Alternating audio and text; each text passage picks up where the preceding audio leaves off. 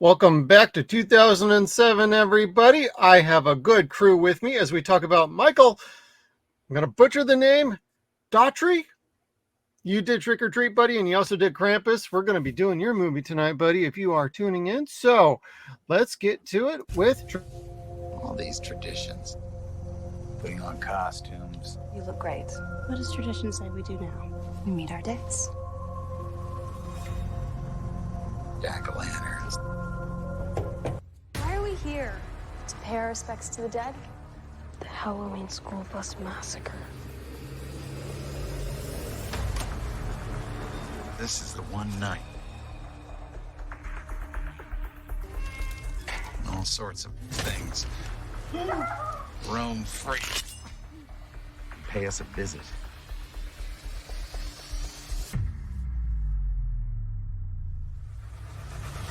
Happy Halloween.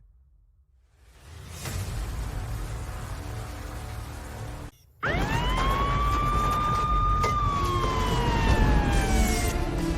blackest eyes, the devil's eyes.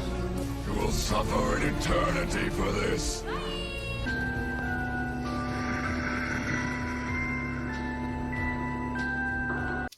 And welcome back to 0 Point Reviews, everybody. We talk about the good, the bad, and we judge Trick or Treat, and we're also judging you too. We got a special guest this week, Robert Yaniz of Crooked Table. How you doing, Robert? What's up, buddy? Doing good. How are you guys? Good. Good to have you with us. Yeah, absolutely. Now, you're a big fan of Trick or Treat. What's your first memory of this one before we get into the good, the bad, and the judgment? So I'm trying to remember when I first saw this. I think, 2007, I think, is like the fest. I think it debuted at like festivals, that kind of thing. And then was straight to, not even streaming by then. It was like on demand or home video or something. And I think 2009, if I'm correct. So I probably saw it like a year or so after that. And it was introduced to me by a friend who had also never seen it. He was like, hey, there's this crazy movie I heard about. It's a horror anthology. Let's check it out. So I hung out at his house, had a couple of drinks, and we watched that. We watched it together for the first time, completely blind, like knowing nothing about it. And since then, it's been one that, a few years later, I picked it up on DVD. That's been one that I've frequently sort of revisited for reasons that we'll get into during this conversation, I'm sure. Awesome. Now, Kevin, what about you? Oh, gosh. I remember hearing about it loosely around those years, but missing it completely. That was around the time where I was like pirating TV and internet. Sail the high seas, everybody. Yeah, not like now.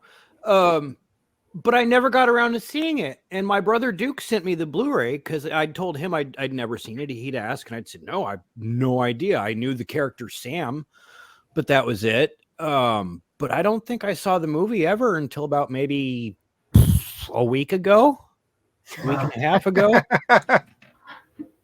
Nice. I know the text messages you were sending me about it. I'm like, I am completely baffled by this film. He's like, why'd you make me watch this thing? And I'm like, well, at least we got 2 against 1 on this one. Yeah, right. But much to like both your credits, like I never knew about this movie until like after it came out, though. I mean, so I'm a little bit later to this party than probably both of you as far as like knowing of the movie. Right. It wasn't until the $5 bin at Walmart that I got like the original. It's in this case. I double packed it with the Scream Factory Blu-ray from a few years ago, but I got it out of the $5 bin at Walmart, and I'm like, all right, fine. Okay, I'll check this out. I've been hearing about it for a couple of years. So you're probably talking about 2012-ish when I finally got around to checking it out. So 5 years after the fact. Mm-hmm. And when I watched it, I'm like, you know what? That's pretty damn good. Oh, he did Krampus. Oh, I need to check that. Okay, here we go. Fun times. So I've been a fan ever since. First time I watched the movie, I'm like, that was pretty wild. So yeah. I'm curious what Kev's impression was finally putting like a movie to this character that has really become like a Spirit Halloween staple. Like, oh my God, yeah. There's a Trick or Treat now. I like him. I like Sam. I think he's a neat character. I think he's a neat addition to the pantheon of great horror characters. Like, you know, in the 80s we had a few that rose up. Freddy and Jason. Michael Myers was already there, but we'll include him in the 80s. And you know, right now I think Sam is really kind of that echelon where he's the most recognizable of the horror characters. And he's fun. It's not Sam Hain that you know from Ghostbusters, the floating wraith with the pumpkin head, but he's so much more mischievous, imp-like, childish, and scarier to boot. So I do like him a lot.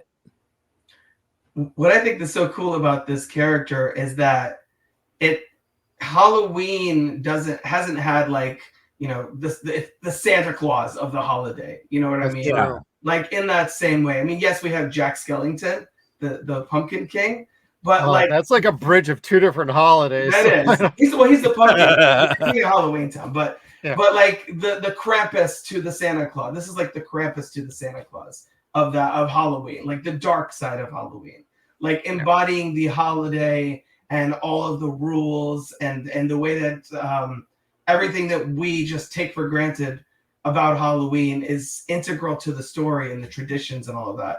So I really found it like as perfect a movie as encapsulating what Halloween is all about as is out there. Like it's this and Halloween, I guess, are like staple Halloween viewings. It certainly makes you superstitious about your candy. Yeah. At least Halloween 2. Halloween 2. I was going to say Halloween 2 did the same thing too, but at least that there was actually a point in this movie to it. And it was like a couple of days ago when I watched this movie, it was that day. So like, I'm like 3 days old knowing that the final candy bar that Sam wields out is the one he grabbed from the candy dish initially at the beginning of the movie. Mm-hmm. Oh. From Brian Cox's character. So this movie is kind of like the horror version of Pulp Fiction, and I do appreciate that. This guy. Yeah, like it's sweet. Dylan Baker. He like at the very beginning had me in this movie. Like he was my favorite part of this movie. His little monologue here. Yeah.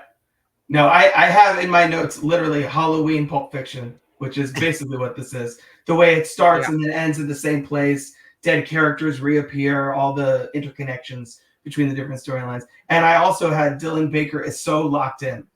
Oh my God. This is best performance. And I've seen him in quite a few things, but this is no doubt my favorite with him. The second I saw him appear on screen, I'm like, oh, I am so into this movie. Then to find out he's like one of the main nasty assholes in the movie is just cherry on top. Like he nails it. Yeah, absolutely. And then when you see this kid show up on screen, you know nothing good is going to happen to him. Like he's really going to run away. Yeah. I got big like Augustus Gloop vibes from this kid, just devouring. His name is Charlie, which feels very intentional on the part of Michael Dougherty, like Charlie in the Chocolate Factory. So I love that reference there. And what I think is so interesting about this movie is that it's seemingly disconnected stories, right? That we see are connected throughout, but then every bit of it has a twist. Nothing is ever as it seems. We get the fake out about the vampire, and then surprise, there are real werewolves. We get the things with the candy. We get the scene in this movie where it looks like Principal Wilkins is gonna attack his own child. Yeah, but it turns out that the kid is in on it. Like all of that, I love so much. It's so twisted. It's how Grandpa taught him. Like, yeah, exactly. It's a family tradition, and I'm like, oh, that's even sicker. Please help with the eyes. Yeah, that felt reminiscent of our review of Hannibal earlier this year. That's right. With the guy and his daughter. I can't think of their name. Bad fan, Kevin. Anyway. God, I haven't thought about that show since we did that. No, I'm gonna have to rewatch that now. I think about it all the time. It wrecked me. Anyway. Fine dining with Hannibal. Hannibal Bistro. Oh man. So what did you? Okay, Kevin. So brass tacks overall on the story or the movie. What are some of the things you thought that were good about it? So again, we've got Dylan Baker that was just friggin' fantastic. No one was miscast in this movie at all. Everyone played a really good part. They did spooky really well, very, very well. They did stereotype and trope very well. And I didn't mind that actually. Like the lady at the beginning that gets pissed off and like wrecks the jack-o'-lantern saying she fucking hates Halloween. It's like, oh, bitch, you're gonna die. Like, like or the wife. Yeah, you just knew something bad was gonna happen to you. And then later at the end of the movie, when you see Sam watching from across the street, and I think he lets out like a little gasp when she smashes the jack-o'-lantern. Yeah. Like, oh, I guess I'm not done tonight. Yeah. Well, I have this candy bar that's like half eaten. Like there's a weapon right there. The lollipop, I mean. Yeah. Yeah, and shivs her 6 ways from Sunday, and that was cool as hell. Sticks the sucker in her mouth after he decapitates her. Man, the death scenes, I gotta admit, are pretty top notch on this. For as grotesque as they can be, you don't actually see too many actual deaths on screen, but the body count in this movie is S tier as far as I'm concerned. There's at least like 20 deaths overall. Yeah, I don't think you see any actual kills. They don't show you any kills. It's all off camera or edited away very quickly. Mm-hmm. Yep. And I think that might have been one of the things that I was put off about it. I was kind of like, hey, where did it go? But it didn't need to be there. Like the kill with Sam did not need to be there. That was shot really, really well. Yeah. Well, the kill with the lollipop, that was shot really well. Yeah. And Rob, what about you? Overall, no, I love this movie. Obviously, I everything that I've said, I think is already kind of gives a good understanding of like my general impressions. I love all the characters. I think in this are really fun. I mentioned about the werewolves, the whole werewolf girl storyline, which this is a movie that really rewards rewatching too. Yeah. Because when you watch it knowing about that twist, you're like, oh, it's so obvious. Little Red Riding Hood, she's the runt of the litter, like all of it is like so telegraphed, and it makes it that much more fun. And that's kind of what I mean about how this movie feels like the spirit of Halloween in cinema form, because it has like the scares, it has the mythology, it has the spookiness, but it also has the fun and the thrill of kind of revisiting the same traditions over and over in the same stories in this case. I love the comics panels up top. It makes it feel very Tales from the Crypt, very creep show, which obviously is also intentional. I can't say enough good things about this. Yeah, I really like those kind of transitions and some of the labels here and there. Yeah. Part of the opening credits, part of the ending credits, and everything. And then you learn about like, if you check out the commentary from time to time, they reference like all the things that they were inspired by. They actually have like former X-Men included in the cast because Bryan Singer was one of the producers on this. And so James Marsden voiced a little nature commercial when they were at Brian Cox's house. I keep forgetting his character's name. He's just Brian Cox to me. But he narrates Mr. one of the Creed. voices. Hugh Jackman provides like a little quick body double, if you can believe their commentary. So they had a bunch of people involved in like cameos that are just super quick, not credited at all. And it's like, God damn, you actually put some thought into this. And if you listen to like the composer and Michael talk about the movie, they had so much fun. They actually utilized like some musical cues from like Superman music and whatnot. It's really fun. I need to listen to that commentary again though. It's so good. Yeah, it's the X-Men connection is interesting too, because Michael Dougherty was a writer on X2, hence the Bryan Singer connection, hence getting Academy Award winner Anna Paquin in this movie. All of that, Anna. Yeah. Whom is why I wanted to see this movie when it first came out. I was like, really? Like, I didn't realize she'd been in a horror film. I was like, that sounds very interesting. I need to see that. And then people This are and like, True Blood were about the same time. So yes. So when I said I didn't realize that, people looked at me like I was double stupid because I didn't watch True Blood either. I was like, I don't have HBO. it took me a while to get to True Blood too myself. So I only made it 3 seasons myself before I'm like, oh, I'm out of this. I'll just stick to Trick or Treat. Yeah, exactly. All right, Kevin, you got any favorite kills? Oh gosh, maybe where he Even goes though they're after- mostly off screen. Okay, so I know I bitched about it and said it was just like a blatant ripoff, and it was. And I know you said it was an homage, and it is. But I really like where he takes Mr. Krieg's Achilles tendons out with the lollipop. Like, it's supposed to be where God, what's his name? Gage cuts Mr. Crandall's Judd Crandall from Pet Cemetery. He cuts Mr. Crandall's Achilles tendon in the first movie and just like drops him to the ground and then kills him. And that's kind of what Sam does to Brian Cox here. He takes his Achilles tendon out from under them. And it's gross, like much, much grosser than Pet Cemetery was. They did a good job with it. Oh, Like it that's just shows like that whole chunk of flesh get taken out by the lollipop. Yeah. For as little gore as there is, when they do deliver it, it's pretty wild. Yeah. It's enough blood. Rob, you got a favorite kill?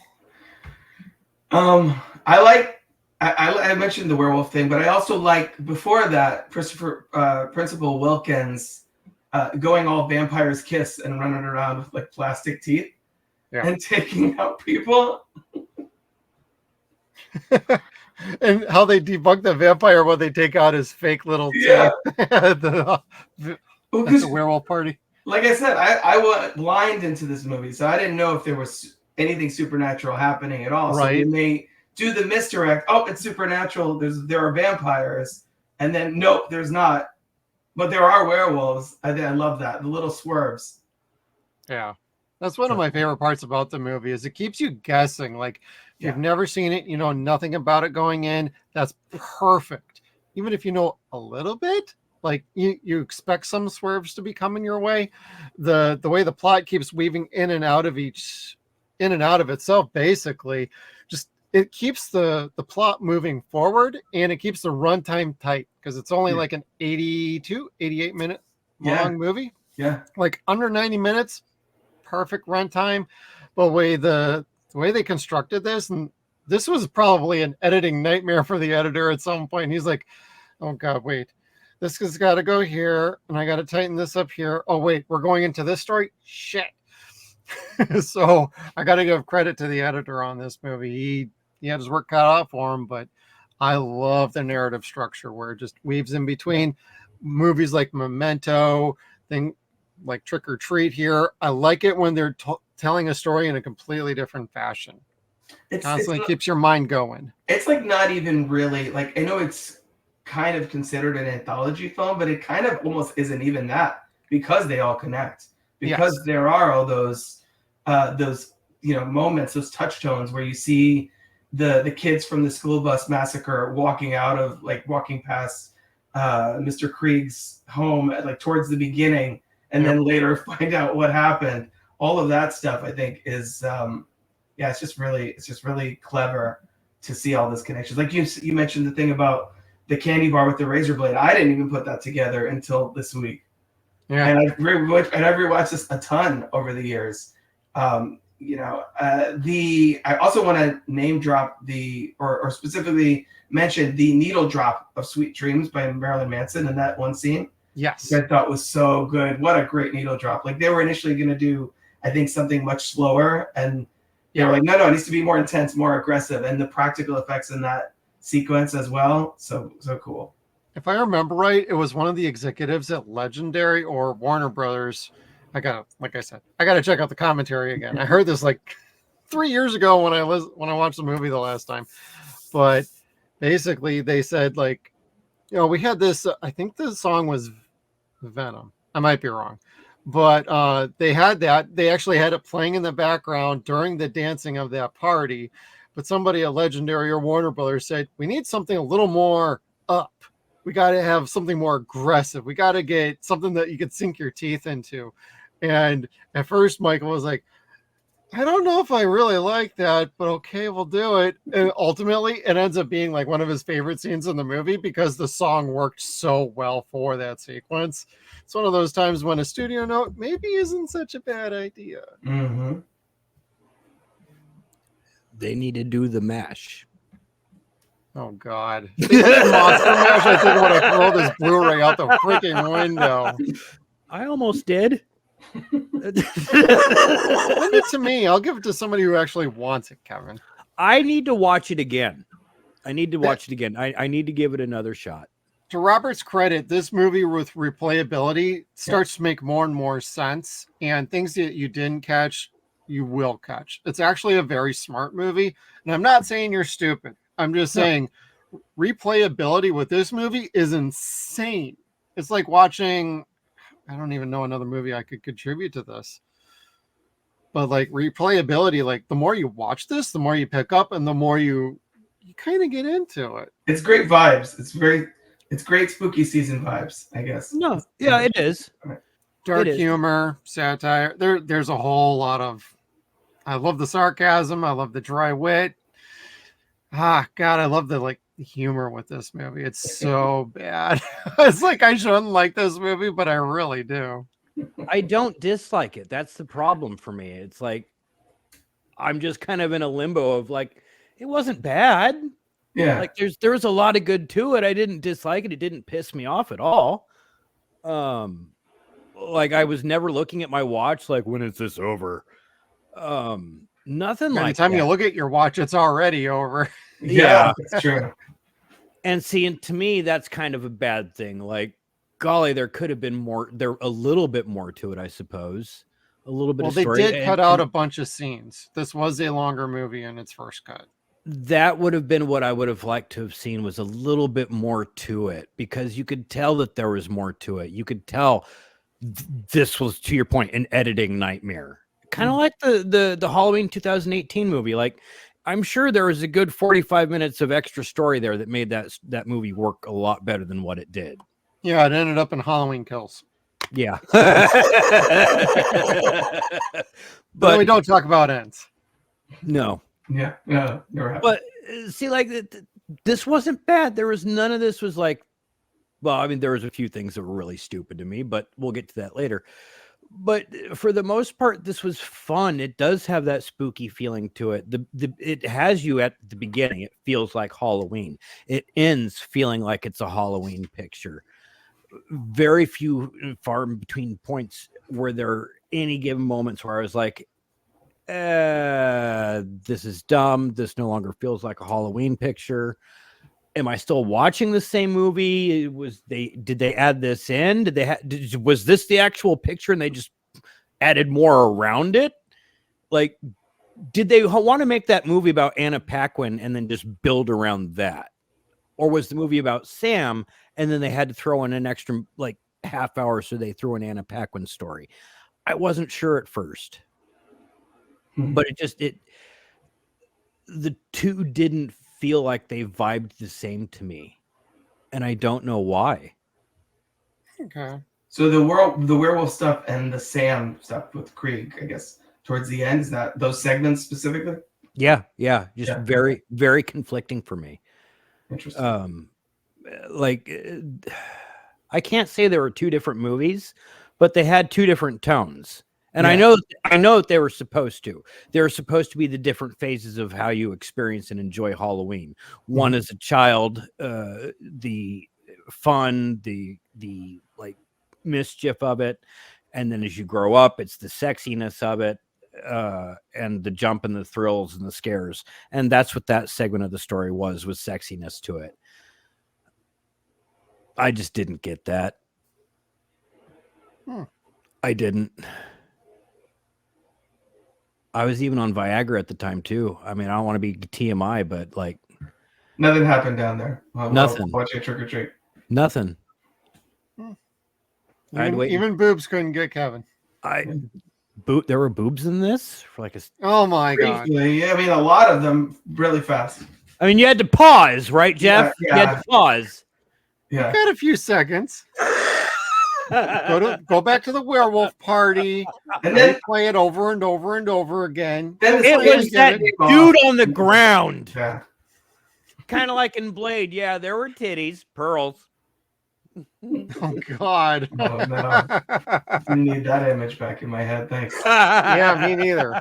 God, Kevin with killing a review here. Killing it. Now, Robert, where do Yeah, you we rank gotta this like- as a horror movie in general?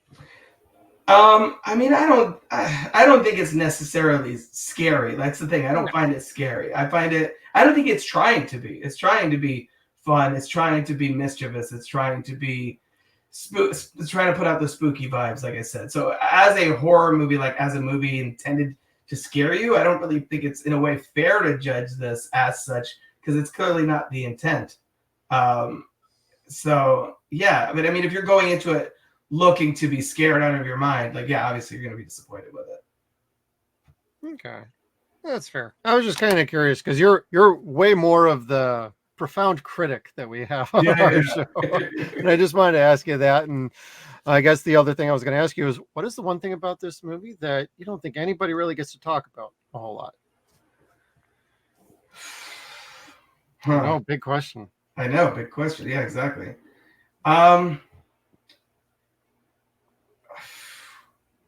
For me personally, I'd say it's the understated performances of a lot of the cast. Like, Yeah. all of them are well-rounded to really awesome, and some of them are way better than you think. Like Brian Cox, he's way better in this than I've seen in like half of his other movies, including Super Troopers. Yeah, there you go. So no, it's the little details, I think, that I think you kind of forget in this. In all the, obviously Sam is the face of this movie and has become a horror icon in his own right now. But like the little details like that, there's this scene in the Halloween school bus massacre sequence where Rhonda leaves the kids down there and sees Sam, and he looks over and there's like a look of recognition, like, don't worry, we're on the same page. She walks off because she's the one that's talking about, the history of Samhain and like where Halloween comes from and all like the roots that have sort of gotten diluted over time to now it's just, buy candy and go out and party. And it's like, no, there was like a sacred origin to this that people just forget. And so I think that element of it, I think, is really interesting, of the way that this movie is so reverential for the concept of Halloween and what it was initially supposed to be. well said. Well said. Well, when you put it like that, it sounds really cool. All right. Jeez, Kevin. All right, Kevin. Kevin wants to get to the bed. Let's do it. No, I wanted to show Sam before we forgot. I wanted to show the NECA Sam. pictures of Sam because, like, anytime you want to see a really good image of a monster, just look up the NECA figure for it because they do a great job. And there's a Sideshow collectible out there too that I would like to get, but it's exceedingly expensive on eBay. So watch out, everybody. It's out there and it's pricey. I just thought he was I like, want trick or treat swag. I was going to save that for Judgment Area, but it's like some of it is like, oh my God, I don't got money for that. I just bought a damn new couch.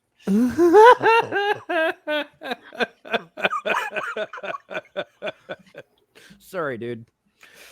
But This movie just came out on 4K too from like Arrow, and I really want that thing, but now it's really hard to get.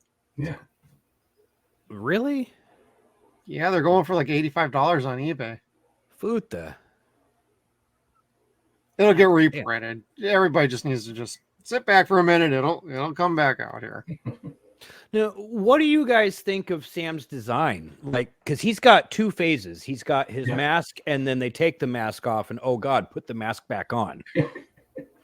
Little This is Pumpkinhead. iconic. Yeah. I think he looks cooler than Pumpkinhead in a way, like more Pumpkinhead than Pumpkinhead. Yeah, totally. No, what I love so much about it is it's two of like the biggest pieces of Halloween iconography. You have the pumpkin, the jack-o'-lantern, but he's also a trick-or-treater. So he has like an incognito mode where he just wanders around and everyone just assumes he's a child trick-or-treating. Yeah. And then, of course, the truth is ultimately revealed. So I love that he has that ability to sort of just kind of wander unseen throughout the movie, observing all the shenanigans that are happening. Because he's always there. Every sequence. Off to the side, keeping an eye on things, watching stuff, making sure the traditions are being upheld in Warren Valley, Ohio. So now I wonder, like, does he go to different?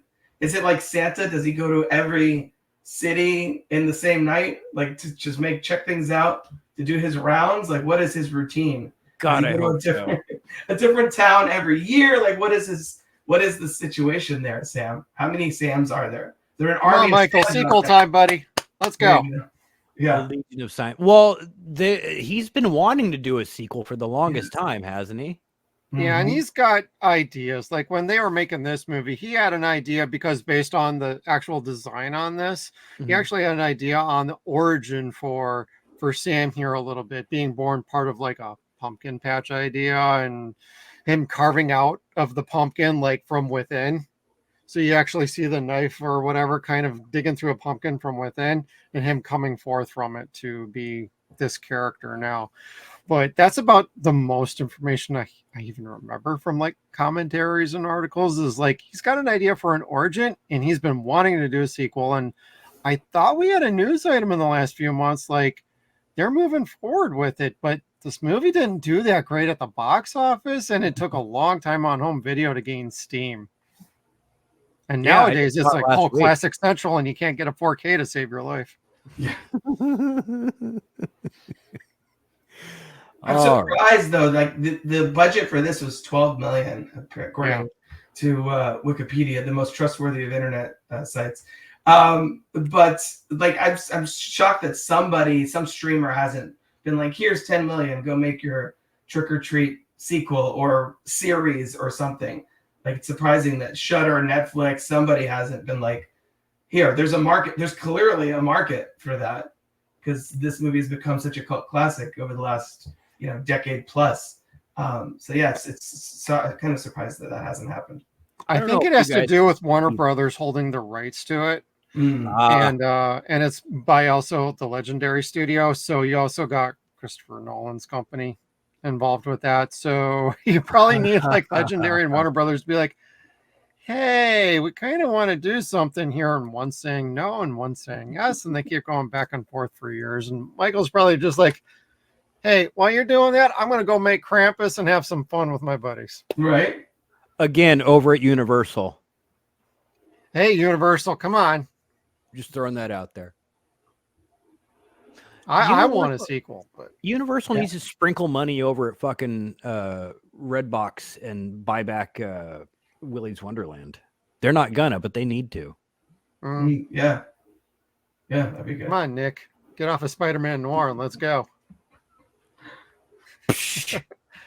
I love this design, though. I really want to get a figure at some point. And to Rob's earlier point, like Spirit Halloween store, their section for Sam is equal to Halloween and Friday the 13th and Nightmare on Elm Street. Nothing else is even close except maybe Terrifier next year.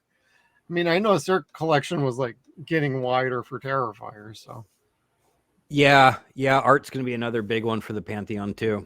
Yeah, definitely. Or this generation's Mount Rushmore of horror. Hey, I'm down for that. I don't know about Winnie the Pooh, Blood and Honey, but give me more Sam and give me more art. Yeah, there's supposed to be Screamboat Willie too. Isn't that still happening? Oh yeah. I think that's coming out next year. Yeah, all of that. Oh my god. Oh my god. I just hope they call it public domain stuff is gonna happen. The Poonerverse. Yeah. Oh yeah. Well, he was in the door first, so he's got naming rights, I guess. Yeah. Now I'm also surprised, like if they were going to do a Trick or Treat sequel, that Michael Dougherty hasn't just done another holiday themed horror movie, because he did his Halloween one, he did his Christmas one. Like come on, there's others to do. Give us, Arbor Day as a horror movie or whatever. I don't care. Give us a real Thanksgiving movie. Yeah. That would be cool. That would be cool. Yeah. That would be cool. Cool. Was there one with zombie turkeys? Is that Thanksgiving? Poltergeist? Poltergeist, that's what it was. Oh my God, you're talking trauma now. That's a different level of movie, buddy. God. Sorry, it's been a while. That's all right. All right, Kevin. Let's get into the bad. All right, let's see. Where is it? The bad. The girls are not bad, I was dude. gonna say that's what we're going on. The bad. You don't like the werewolf girls? Slowed the 38 whole seconds before you fucking go to the movie next down. screen.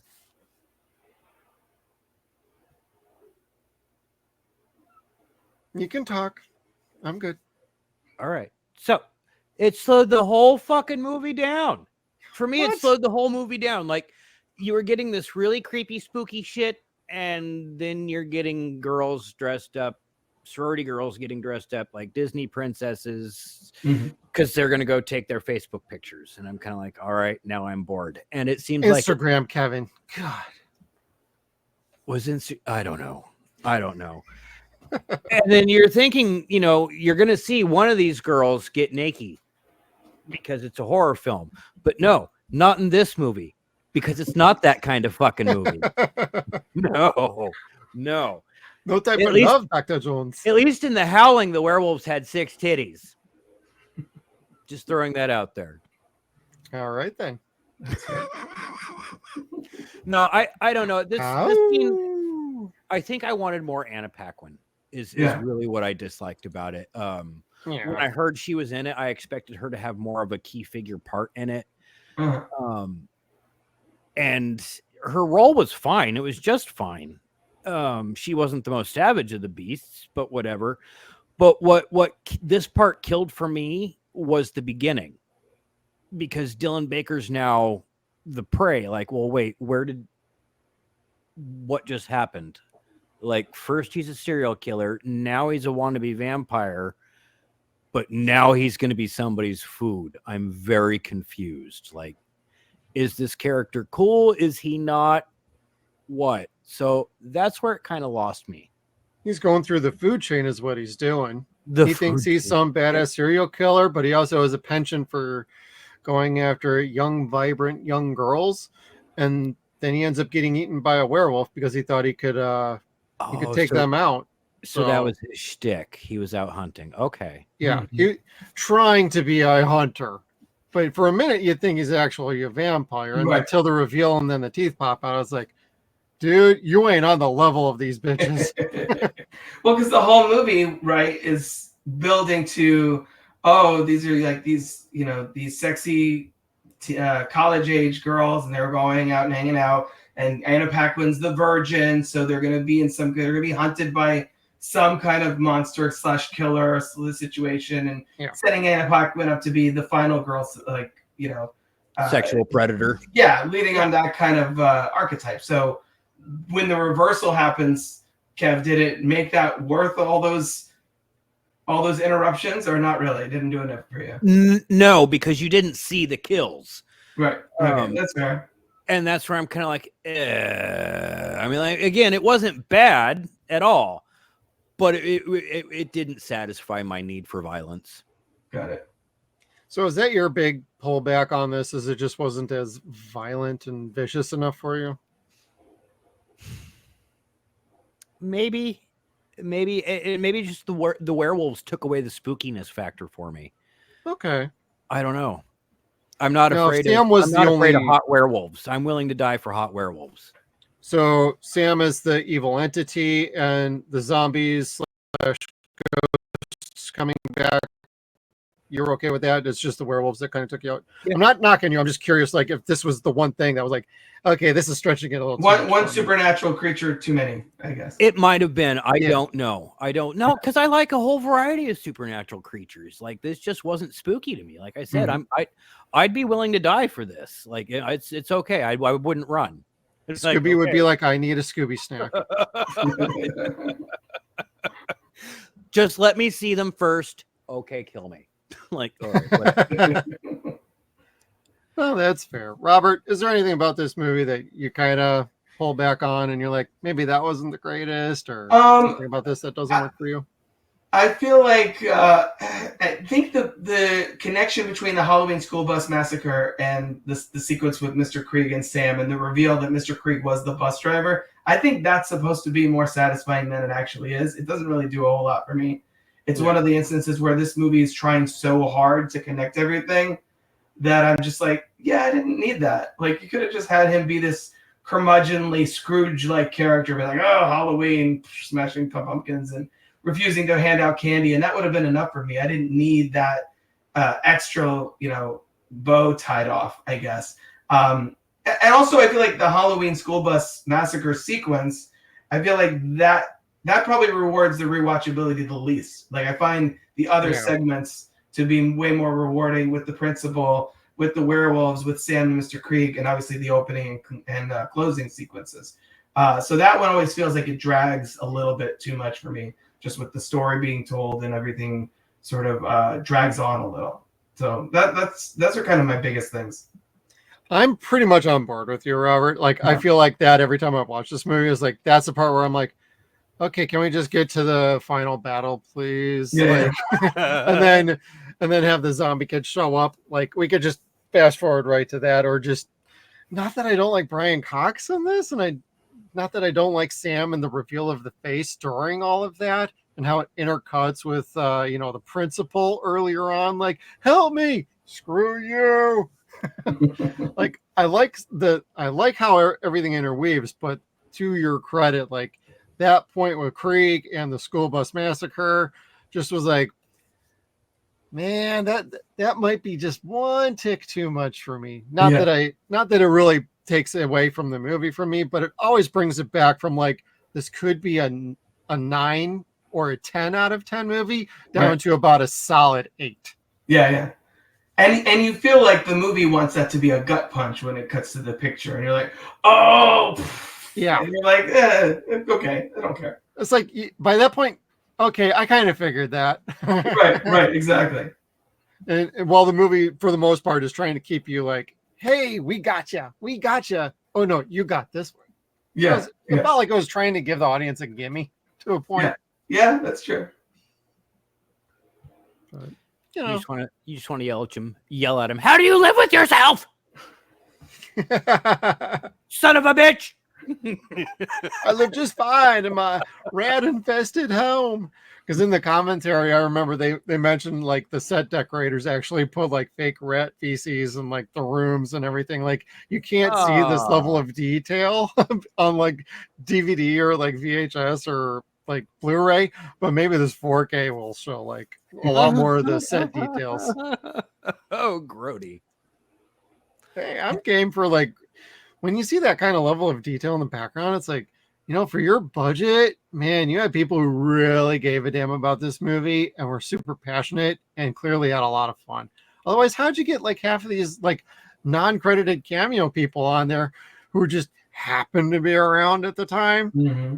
Clearly they were like, hey, this looks like fun. I'll do something for you guys real quick. Yeah. You ain't got to pay me, just send me to catering after. Right. Well, I mean, apparently if Hugh Jackman's going as a body double, that preening slut likes to put his greasy tits everywhere. I would have loved a Ryan Reynolds running around in the background too. I got my wife to watch that without the kids this week. I was so proud of myself. Hey, there you go. Nice. All right, Kevin, judgment time. Okay, so again, I fucked up on the judgment picture and I gave it an award. I called it the almost got it award. Like, I almost really liked this movie. You actually got the picture. Oh, nice. So they make a point of saying you can't say retard anymore. You can't make fun of retards. Let's go make fun of the autistic girl. Let's bait this autistic girl to go out here and we'll leave her out in, this rock quarry. Mm-hmm. And we'll scare the shit out of her. That sounds like fun. No. I mean, true, you can't say retard anymore, but you can't like make movies about making fun of them and leaving them out in the middle of no place. But again, had we not done that, we wouldn't have had that nice scene with her and Sam.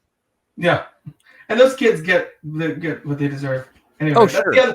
that's the other thing. All of the victims in this movie are all pretty Assholes. terrible. Yes. Yeah, they're those kids. They're Principal Wilkins, Mr. Krieg. Like they're all, they're all very they're evil or disrespectful to jack-o'-lanterns. I guess. Correct. In the case of the wife at the beginning. Because otherwise, every other kid is paying homage to Sam. They're out having fun, being ghoulish, creating mischief, except for that one fucker. Or the furry party that was going on. Did we miss that part? Oh, that was one of those deleted scenes. No, that was not a deleted scene. There was a furry party going on. You know, when the kids were being like, hey, can we borrow a pumpkin from you? And the lady was in the cat outfit and she came to the door. Kevin does not remember this. Oh, yeah. Yeah. That was a nod to like The Shining is what I was thinking. Because in the background, you see like the tail and a couple like furry characters doing something. And the boy's like looking in like, I don't need to be seeing this. What is going on in there? Okay, we're out of here. Okay. My eye. There you go, Kevin. Got you back, buddy. Oh, my third eye. It's not clean. And your fourth one will be that way too soon. Get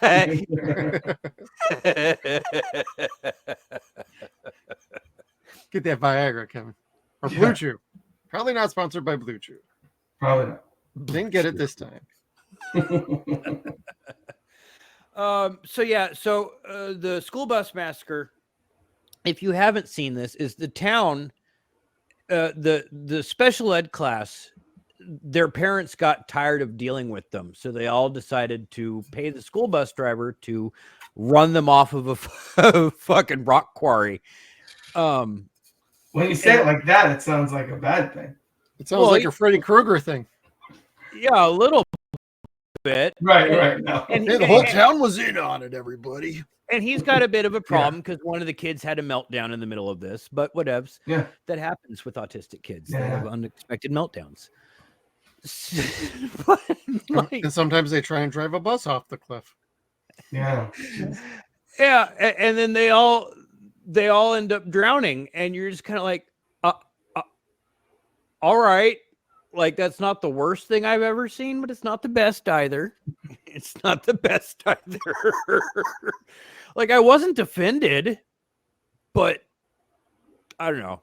It wasn't the smartest writing I've ever seen. For as much as that story was built up, didn't really live up to expectations, I guess is what you're getting at. Yes, like, oh, okay, we're gonna sure. I didn't care for it.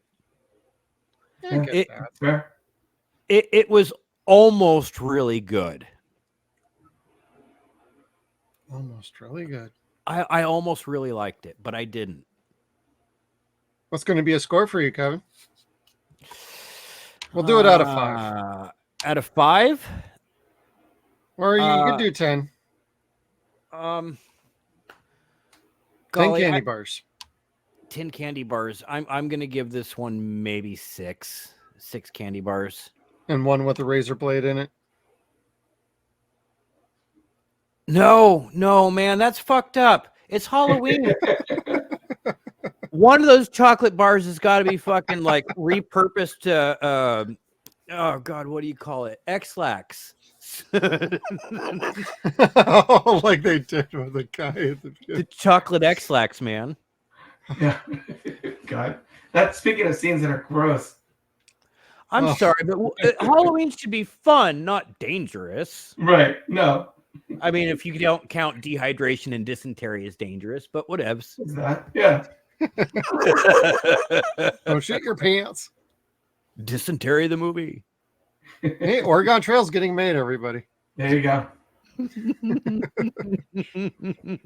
All right, Rob. What are your kind of thoughts on overall scale for this movie, and what do you think of its legacy? No, I love this movie. I think it's a really fun one to rewatch. Like I said, not scary, but it's like a perfect Halloween night watch. Just throw this on, and It gives you a lot of what you would expect from the spirit of Halloween. Like we said, everything we've kind of already said, I think holds. I agree with Kevin though. I do want more of this, like either a sequel or like this.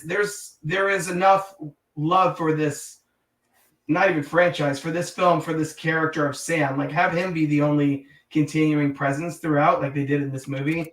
I think there's a lot to be explored with that still, and so I hope that they take advantage of it eventually. But yeah, no, this is I love this movie. I think it's a great one, and people haven't seen it and are curious what all the Spirit Halloween merchandise is about. Check it out. I would probably give this, if we're going out of 10, I give this a solid 8 out of 10. All right, that's pretty fair. For me, yeah, I go straight 8 out of 10, pretty easy, and I just contributed to replayability and how much fun I have watching this. Like, if you want to break down brass tacks, like plot points that don't work, really don't go anywhere, or like, oh, that was just kind of filling scenes, like, the couple at the beginning, with Tom Pinkett and his wife, like, you really don't see them like doing anything actually really bad. They're just kind of mean to each other to a point. Yeah. And they end up just getting smoked because, hey, you got to take the Halloween decorations down before they're really over with Halloween. So that was just her. The husband was all, he had the spirit. He was in bed. He had the porn on. He was all ready for like sexy Halloween times, and she wasn't. Put the videotape in, Kevin. Yeah. But really, who does that? Like not even my wife does that, and she gets pretty antsy about taking stuff down sometimes. But I've never seen anyone being like, "I'm taking this shit down tonight." Yeah, yeah. Well, my mother-in-law is coming tomorrow, and she's gonna have an aneurysm when she sees all this. I'd be like, none of this is coming down until November 1st, period. Right? Yeah, exactly. Until the hangover is gone, until the sugar coma is gone. Yeah. But, as far as legacy goes, I appreciate the fact that this is all over Spirit Halloween. It's got a good cult following around it. And if anybody doesn't know about it, there is a little thing I'm going to share because we are on a live stream, and I can and will. There is a little Kickstarter going for a trick-or-treat kind of graphic novel out there for anybody interested, by Michael Dougherty. And they got 22 days ago. They already blew past their goal. So it's a little bit of a graphic novel, new anthology. So anybody interested, highly recommend going to check this out. I will be looking at this myself. I only found out about this like about 2 hours ago when I was doing a little bit of research before getting ready for this. So. Witching hours, and I was just thinking they need a character that's like Witch Hazel somewhere in this community. Yeah, absolutely. Well, there is an older Halloween style anthology show. It's called The Witching Season, I believe.